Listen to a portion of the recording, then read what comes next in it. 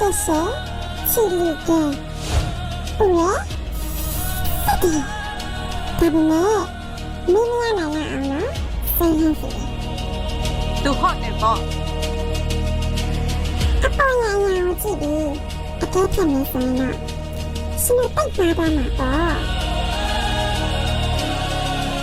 怎么不那好嘞？是吧？毕竟这个女生是哪的呀？哎呀你妈，不良私下也逼死的呢。你家是多大？你吹两就很对的，你也比例吧？ဖြစ်ချင်တာကဖြစ်တဲ့နာကိုဦးစားပေးရတဲ့နေရာကနေ ငါစားမလို့ဘူး တနေ့မှာမြေဘဝရဲ့ပြင်းပြရဲ့စံသားတစ်ခုကိုပြေဝသွားစေနဲ့နားသားတစ်ခုသိရှိတယ် ဩအဆူတော်ကို အဲ့ဒီအိမ်မက်ကိုဒီညသမတ်စံကမြန်မာစနစ်ပေါ်မှာအကောင်းဆုံးဆောင်ထည့်ထားပါမယ်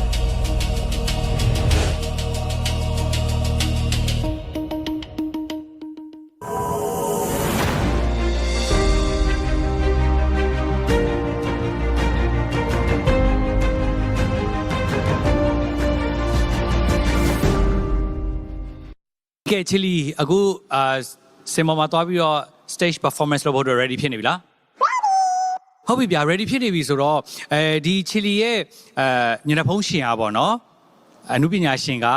ဘသူဖြစ်မယ်ဆိုတာကိုကျွန်တော်တို့ရဲ့ဆယ်လီစုံတော့တွေထဲကဘသူကအညူဆုံးခံမှန်းမိမယ်လို့ကိုကရောထင်လဲ၄ယောက်လုံးအဲ့ဒါ၄ယောက်လုံးဘယ်လိုမျိုးများလှည့်စားဖို့ပြင်ဆင်ထားလဲဖုံးဖို့ပြီးဖို့ကိုမန်းမသိအောင်လို့သူတို့ကိုဘယ်လိုလှည့်စားမလဲ ဆန်းကတော့ကြိုးစားကြည့်မယ် ဟုတ်ပြီ မသိအောင်ပေါ့နော် ဟုတ်ပြီ ဘယ်လိုဖြစ်မလဲတော့မသိဘူးကိုလည်းရင်ခုန်နေရ ဟုတ်ပြီဗျကဲအဲ့တော့အခု performance လုပ်မဲ့တချင်အားပါချင်းနေတယ်ဗျ အခုကဆုံးဖြတ်စေတဲ့ချင်းနေပါရှင် အဲ့တော့ရင်ခုန်မှုဘယ်လောက်ထိရှိလဲ စမတာလာလည်းရင်ခုန်နေ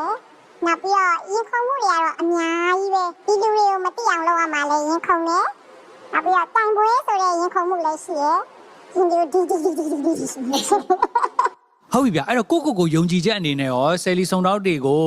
လှည့်စားထားနိုင်ပြီးတော့เนาะကြည့်ရှုနေတဲ့ပရိသတ်တွေအားလုံးလှည့်စားထားနိုင်ပြီးတော့နောက်တစ်ဆင့်ကိုတက်လှမ်းနိုင်မလားကိုဘယ်လောက်ထိယုံကြည်မှုရှိလဲ ကြိုးစားမှာအပြည့်အဝကြိုးစားမှာမသိအောင်ကြိုးစားမှာ ဟုတ်ပြီ ကြိုးရအပြည့် ကဲအဲ့ဒါဆိုရင်တော့ကျွန်တော်တို့တွေမကြခင်မှာတော့စင်ပေါ်မှာသွားပြီးတော့ဆယ်လီစုံတော့တွေနဲ့အတူဒီမှာတနိုင်ငံလုံးကြည့်ရှုနေကြပရိသတ်တွေအားလုံးကိုကျွန်တော်တို့ရဲ့ချီလီတွေက performance လုပ်ရပါတော့မယ်โอเคအဲ့တော့ဆယ်လီစုံတော့တွေမရေးမိအောင်လို့ performance လုပ်နိုင်ပါစေကိုယ့်ရဲ့တရုပ်မှာအများကြီးဖုံးခွဲထားနိုင်ပါစေလို့ဆုတောင်းပေးပါတယ်နောက်တစ်ဆင့်ကိုလည်းတက်လှမ်းနိုင်ပါစေဗျာ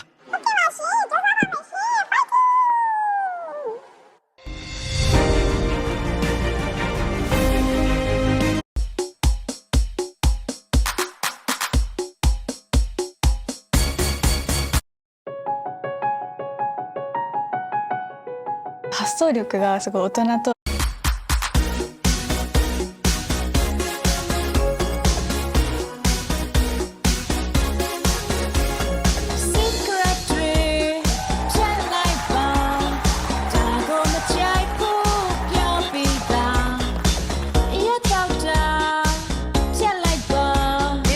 ဟုတ်တယ်မင်းသမီး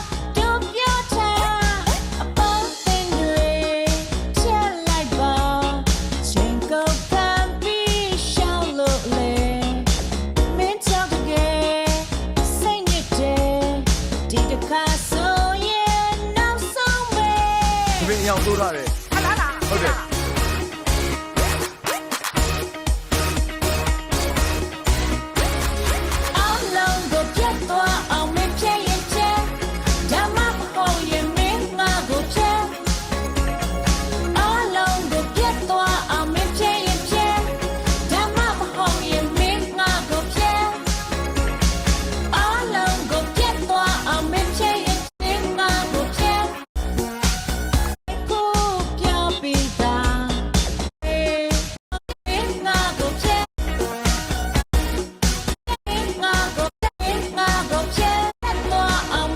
ဆိုဖျော်ဖြေမှုနဲ့ကပြဖျော်ဖြေသွားတဲ့ချီလီခဲလေးနဲ့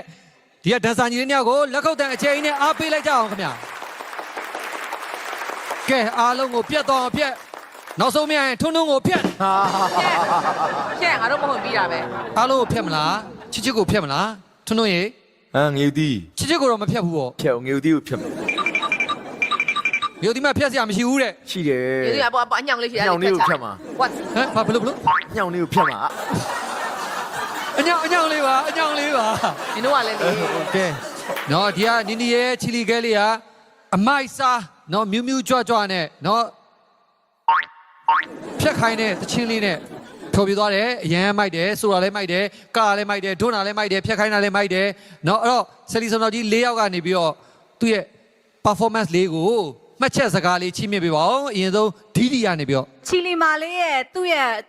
တကယ် hot တယ်ဆိုတဲ့အကြောင်းလေးတွေကိုသူ့ရဲ့တချင်းထဲမှာရောသူ့ရဲ့ပုံစံကဟန်လေးတွေရောပြောပြသွားတာအရန်ကိုမှတကယ်ကိုရန်ဟို live ဖက်ပါတယ် performance ကအရန်မိုက်ပါတယ် ကျေးဇူးများတင်ပါတယ်အဲ့တော့တကယ်ချင်းဖြုံဝေဆိုးပြောပြပါဦး ကောင်းပါတယ်ပါဒီပေါက်လေးကနေအသက်ရှူနေရတာထင်ဟလားဒီလောက်အသက်ရှူချက်တဲ့ထဲကနေပြီးတော့တော်တော်ကြီးလှုပ်ရှားလေးလုပ်သွားတဲ့အတွက်အများကြီးကုန်ပြီပါ ကျေးဇူးများတင်ပါတယ်ကဲကျွန်တော်ရဲ့အမကနေပြီးတော့လဲမှတ်ချက်စကားလေးချိမြင့်ပေးပါအောင်မိုက် ချီလီလေးကလေအရန်ကိုအတန်လေးကလည်းကောင်းနေစူပေါက်လေးလည်းကောင်းနေတကယ်ကိုနာမည်ကြီးဆိုတော့တကယ်ကို performance အပြည့်နဲ့ကွာစင်ပေါ်မှာကြည့်လိုက်ရတယ်လို့ကွာအရသာရှိနဲ့ကတာတွေရောဘာတွေရောအကုန်အရန်မိုက်နေတယ်အဲ့တဲ့မို့ရန်ကို congrats ပါ ကျေးဇူးများတင်ပါတယ်နော်တကယ်အမကြီးကော်နီရဲ့တချင်းနော်တကယ်အရမ်းမိုက်အောင်ဆိုသွားတယ်ဒီကအဆိုတော့မင်းသားအကယ်ဒမီထွန်းထွန်းကဲအဲ့တော့ညီလေးမှတ်ချက်စကားလေးချိမြင့်ပေးပါဦးလို့ performance ကိုတကယ်ဟိုညီလေးနဲ့တူလိုက်ကပြီးတော့ဖြောပြသွားတာတွေ့ရတယ်ပေါ့နော်ဆိုတော့တချင်းလေးနဲ့လည်းလိုက်တယ်ကိုရိုင်းလည်းအတန်ကိုကျွန်တော်တို့မသိအောင်ပဲဖြတ်ဆိုထားလားမသိဘူးခံမှန်းခတ်ပါတယ်ကောင်းပါတယ်ဗျ ကျေးဇူးများတင်ပါတယ်အဲ့တော့ချီလီမာလေးကတချင်းနေလဲဆိုပြပြီးွားကြီးနော်ဟန်ပန်နေလဲပြပြီးွားကြီးအခါမှာသူဘသူလဲဆိုတာကိုကျွန်တော်ရဲ့ဆယ်လီဆိုတော်ကြီးရဲ့တပိုင်းဝါရင်ပညာရမသိနိုင်သေးပါဘူးနော်အဲ့ဒီတော့ချီလီမာလေးကပဲဆယ်လီဆိုတော်ကြီးတွေကိုကူညီသောအဖြစ်တနာငဲညာသောအဖြစ်နော်သူတို့ရဲ့စုံတောက်ဆိုတဲ့ဂုံဖြောင်းမြက်မလန်ရအောင်လို့နော်ကိုဘသူဖြစ်မလဲဆိုတဲ့တဲလွန်စစကားလေးတစ်ခွန်းထပ်ပြီးတော့ပြောပြပါဦး သမီးကဝါဒနာနဲ့ဝိုင်းရင်းနဲ့ကိုရွေးရမယ်ဆိုရင်ဝိုင်းရင်းကိုပဲရွေးဖို့ဆုံးဖြတ်ထားပါတယ်ရှင် သမီးကဝါသနာနဲ့ဝမ်းစာရေးအတွက်ဆိုရင်ဝမ်းရေးကိုပဲ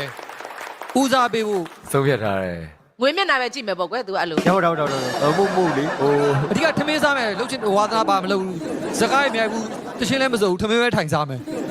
စားတော့ကြိုက်တယ်ပေါ့အဲ့လိုလား အဲ့လိုလားအစားတော့ကြိုက်တယ်ပြောလားအော်ဖူဘလကာလိုမျိုး ဟုတ်ဘာပြောချင်တာတရားမျိုးပါဟုတ်လားအဲ့လိုလား ဝါသနာနဲ့ဝမ်းရေးအတွက်နှစ်ခုရှင်းလာမယ်ဆိုရင်ဝမ်းရေးအတွက်ကိုပဲဦးစားပေးမယ်တဲ့ဆိုတော့ဝါသနာပါတာဆိုတာတွေကမလုပ်ဘူး တော့ပါ ဟုတ်ပါဘူးသူအဲ့လိုမျိုးဝါသနာအနုပညာအလုပ်ကိုမလုပ်ပဲတခြားတည့်မစီးပွားရေးလုပ်ပြီးတော့မှသူကတထေးမကြီးဖြစ်အောင်လုပ်မယ်ထေးမကြီးလည်းဖြစ်နေပြီတမှားတယ် အဲ့မဲ့လည်းမဟုတ်လေတော်ရတယ်ဝါသနာအနုပညာလုံးမဟုတ်ဘဲနဲ့စီးပွားရေးဖြစ်နေမှာပေါ့အနုပညာလဲလာလုံးရင်လုံးနေမှာပေါ့ ဩ ငါမင်းကနှစ်ချွတ်ချွတ်မသိမှာပေါ့ကွာ ဘောင်းပြန်နေလောက်တာဝါသနာပါရဲ့ဘောင်းပြန်ကြိုက်တဲ့ထွန်းထွန်းမယ် ကြောင်းပြန်တော့ကြိုက် ဒီ တာ စုံတော့ပြန်ပြန်ဖြစ်စေ မဖြစ်သေးရပါဘူးကျွန်တော်မလို့တော့ဘူး ဟမ် မရဘူးဒီလောက်နဲ့ကျွန်တော်ဘယ်လိုမှမသိနိုင် ဟုတ်တယ်မသိနိုင်ဘူး စိတ်မပူနဲ့2မိနစ်ပေးမယ် ဘူး2မိနစ်ခွဲလောက်ပဲ အတန်နဲ့နှုတ်နဲ့ဖြေလို့ရတယ်နော်တနာကတနာတဲ့တနာဖို့ကောင်းတယ်တကယ်ဘာမှမသိရှာတဲ့စုံတောက်ကြီးတွေဘာဆိုဘာမှမသိရှာတဲ့စုံတောက်ကြီးတွေနည်းနည်းတော့အမှန်တိုင်းဖြေပေးတာ အမှန်တိုင်းဖြေပေးမရှိုးနဲ့နော် အဲ့တော့2မိနစ်ကိုတကယ်ဟိုတယောက်နဲ့တောင်မတိုင်မင်းနဲ့အများကြီးမေးဒရက်ဆက်မေးသိကျင်တာတွေမေး အမှန်မဖြေလို့ရှိရင်ယောက်ျားမရဘူး ဟဲ့ရရင်လည်းရနေမှာပေါ့ယောက်ျား ဟဲ့သူကငကိုရရပြီးသားလို့လို့ အေးဒါနည်းနည်းအိတ်ကြည့်တာပေါ့ ကဲအဲ့ဒါဆိုရင်အစင်းသေးဖြစ်ပြီဆိုရင်2မိနစ်စပြီးတော့မှတ်ပါပြီဗျာ ကဲချီလီလေးကအမေမခိုင်လေးနဲ့ခင်တာလားတမီလေးထိတ်ထိတ်နဲ့ပို့ခင်တာလားဘယ်သူနဲ့ပို့ခင်တာ メルカリカメラ始めたいんだはいでも高いカメラ買う勇気もなさそうドキンじゃメルカリ見たらこれなら買えそう新しいこと始めるならメルカリありかもアゴ立ちアゴダはいつ見てもクーポンも割引も充実アゴダ ပြော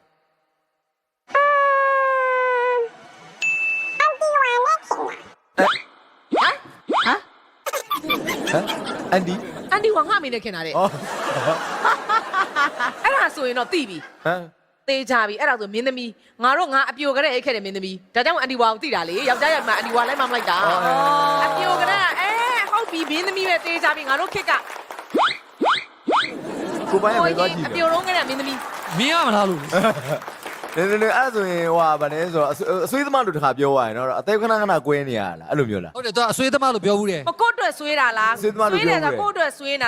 လားသူများအတွက်ဆွေးတာလား ပတ်ဆွေးရ ဟာကိုတို့နဲ့ပတ်ဆွေးတာအမျိုးကြီးပဲ အခုဒီဆယ်လီစုံတော့၄ယောက်ထဲမှာဘယ်သူနဲ့အခင်ဆုံးလဲ မှန်တိုင်းပြော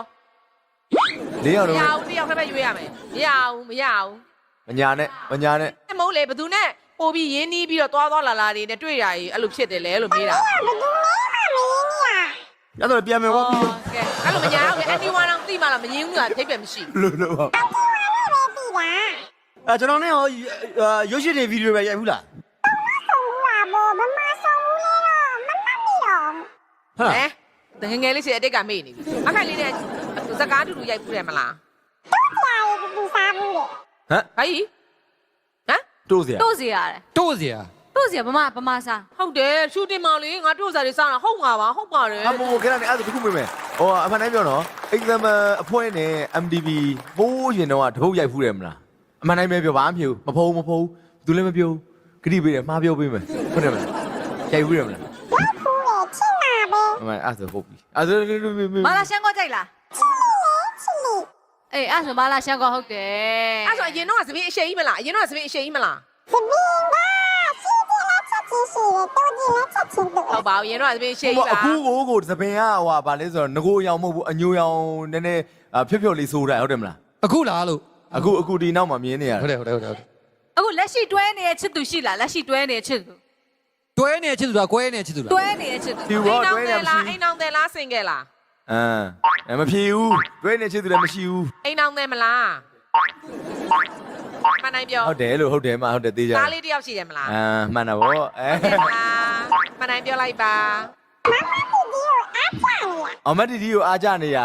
ဘာလို့အကြလဲခလေးမွေးချင်တာလား ဟုတ်တယ် ဒီဝါလည်းတည်တယ် မျက်လုံးကအပြာရောင်လေးပြောင်းလိုက်အစိမ်းရောင်လေးပြောင်းလိုက်အမြဲလုတ်တတ်တယ်မလားမလုတ်တော့ဘူးကတ်တယ်လေမျက်ကတ်မှန်ဟုတ်ဘူးလား တမနစ်ကိုတော်တော်ကြော်နေပြီနော် ကိုဖြူမေးအောင်ဟေ့အောင် တကယ်ချင်းသူ့ကိုမြင်ရလားဟောမြင်ရတယ်ဟောအေး ဝါသနာတကယ်ပါတာအဆူလားတေးဥဆောင်တာလားအကုန်ပါတယ်ဟိုတလုံးကဟိုဂျင်မာတခါစုံသိရမလားနိုးတယ်မှာလေ no ညလည်းကိုတို့ဂျင်မာနိုးဖို့တော့မိုက်တဲ့ဆုံးခိုင်းတယ် အဲ့တယောက်နဲ့ကျွန်တော်နဲ့တွေ့တယ် ငါမင်းစရာဘယ်လိုဖြစ်သွားဘယ်တော့စရာတင်လိုက်ပြန် မအမြဲဆရာတင်တာကိုဆရာ အဲ့ချီလီကလေဖီးရတာကိုကြိုက်လား ဟမ်ဘာလဲပြီးလာတာကိုကြိုက်တာ ဘယ်လိုဖီးရ ဟိုဖီးပြီးတော့အဲ့ကွယ်ပြောလို့ပြောလေ အဲ့တော့လက်နေ ဒီကြီးတို့ရဲ့ကောင်းကမ်းမင်းကပါ အဲ့ဒီမင်းမလည်းအဲ့လိုမျိုး fashion model လား MC ရောလုပ်ဘူးလား နိုင်ငံသားအတူတူသွားဘူးတယ်မလား စက္ကန့်30 နိုင်ငံသားမှလည်းအတူတူသွားပြီးဖြောပြဘူးတယ်မလား အေးလေပြော ကြော်ညာခင်မှာတော့ကြော်ညာတွေအများရိုက်ဘူးဟုတ်တယ်မလား ချီလီကလေဒီထက်အရှိကစောတာလားစီနီယာလားဂျူနီယာလား လင်းရတာကိုပြောတာလင်းရတာကိုပြောတာဟုတ်တော့ပါဘူး အကုန်လုံးပဲလင်းရတာဟုတ်ပါဘူး ကိုကအမေနာမည်သိတယ်ဆိုကြတယ်အဲ့ဒါ အဒီဝါကိုလည်းသိတယ်ကွာငါအသီးရွက်တွေစားကွာတိုးစရာတွေအရန်ကြလဲသိတယ်ကွာ နည်းလုံးလိုက်ပါဦးနည်းလုံး စ လို က္ က် က ပါ န့်20 အဲ့တော့ဘလို့တချင်းမျိုးတွေနဲ့ဖီးရကြိုက်တယ်ဟိုတဲခွက်ချင်းတွေနဲ့ဖီးအဲ့လိုမျိုးဖီးရကြိုက်တာလားဟလား ဟုတ်ကြိုက်တယ်ဆိုတော့အဲ့ဘာအတွက်မေးရလဲ မသိဘူးလေကွာစိတ်ထဲမှာ तू အဲ့လိုမျိုးဆိုတဲခွက် ပြင်းလို့ပါဘယ်သူသိအောင်မေးပါ အဲ့ဒါအခု၄ယောက်ပဲမှာဘသူနဲ့အရင်ကြီးဆုံးလဲအဲ့ဒါအမှန်တိုင်းဖြေရမယ်အဲ့ဒါတော့မရဘူးအဲ့ဒါမှ မနိုင်ပြကွာမနိုင် ဒီ ပြ ရလုံးနဲ့သိရင်းနှီးဖို့မရဘူး ဟုတ်လေ၄ယောက်ထဲမှာကွာတယောက်နဲ့ပုံရင်ရမယ် မနိုင်ပြ တယောက်နဲ့တော့ရင်းနှီးမှာပဲ တီခိုင်လေး ဟုတ်တယ်ဘခိုင်လေး ဟုတ်တယ် အဲ့လေးပေါ့ချာ ဟုတ်တယ်ငါနဲ့မင်းသမီးငါတို့ခစ်ကမင်းသမီးခုနကအဲ့လိုပြောလို့ तू ကြောက်သွားတာကြောက်ပြီးတော့အကုန်လုံးပြန်ဖုံးတာ ကြောက်ကြနေ ပေါ်နေပြီညီမလေးကပေါ်နေပြီဖုံးလို့မရတော့ဘူးဒါပဲစိတ်မကောင်းဘူး ဘယ်နာပေါ်နေရလဲမာ ပေါ်နေပြီအကနေလည်းဆက် ကျွန် ကြ တော် ည့် လ လိုက် ည်းကြည့်ရပဲမာမပေါ်တာမတွေ့ဘူးမာရဲ့မာလည်းတော့ အဲ့လိုလက်ကိုအဲ့လိုနောက်ပြထားတာအကျင့်လားဟလား ဟုတ်တယ်ဘယ်မှာမှမသိလို့ ညခု ဩ ဒီတစ်ခုတော့တကယ်ဖြစ်နော် မြို့သီးနဲ့ကျွန်တော်နဲ့အပြင်မှာအရင်ရင်းနှီးတယ်မလား メルカリの春グルメ春の彩りを食卓に旬のグルメはメルカリで大切な人と行きたい極上のしゃぶしゃぶわずか1ミリに薄くスライスした豚肉と ဟောလေပြဿနာရှာမှာနော် မခိုင်လေးနဲ့ကိုဖြိုးနဲ့ဘသူနဲ့ပိုရင်းလဲငါတို့နှစ်ယောက်ပဲရင်းပါပဲသူက ခိုင်လေးနဲ့ ခိုင်နေကိုရင်းတာ ဟုတ်တယ် ကျေးဇူးတင်ပါတယ်2မိနစ်အချိန်ပြည့်သွားပါပြီ သိပြီငါသိပါငါသိပါ ဆယ်လီစတော်ကြီး4ယောက်ကနေပြီးတော့မေကွန်းနေ